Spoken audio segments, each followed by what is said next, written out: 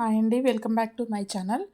ఈరోజు మనం ఈ వీడియోలో పప్పుచారు ఎలా తయారు చేసుకోవాలో చూద్దాం. ముందుగా ఒక 100 గ్రామ్స్ పప్పుని అలా ఉడకపెట్టుకుని పక్కన పెట్టుకున్నానండి. తర్వాత దాంట్లో వేదలుచుకున్న వెజిటేబుల్స్ అన్నీ కోసి పక్కన పెట్టుకున్నాను. చింతపండు అయితే మేము చాలా తక్కువ వాడతాము. ఎక్కువ పులుపు లేకుండా కొంచెం చింతపండు నానబెట్టుకున్నాను. తర్వాత ఈ కోసిన ముక్కలన్నిటినీ ఆ ఉడకపెట్టిన పప్పులో వేసేసి కొంచెం పసుపు, ఆ ముక్కలకు పట్టడానికి మాత్రమే కొంచెం ఉప్పు వేసుకుని నేనైతే ఒక విజిల్ పెట్టుకుంటానండి. వాటర్ కూడా కొంచెం యాడ్ చేస్తాను, ఎందుకంటే పప్పులో ముక్కలు పప్పు అడిగంటిపోకుండా కొంచెం వాటర్ యాడ్ చేస్తాను. ఇదిగోండి, ఒక విజిల్ పెట్టాక ఇలా అయితే వస్తుంది.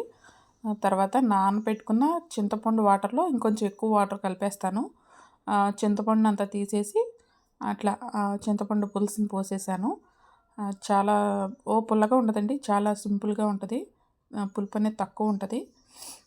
తర్వాత ఇందాక కొంచెం ఉప్పు వేసాం కదా ముక్కలు పట్టడానికి, చూసుకుని చింతపండు పులుపుకి సరిపడా ఉప్పు వేసుకోవాలి. ఒక స్పూన్ కారం, పప్పుచారులోకి పచ్చికారం అయితే బాగుంటుంది. తర్వాత ఒక కరివేపాకు రెప్ప వేసుకుని మనం మరిగించుకోవాలి బాగా. పప్పుచారుకి టిప్ ఏంటంటే ఎంత మరిగితే అంత బాగుంటుంది.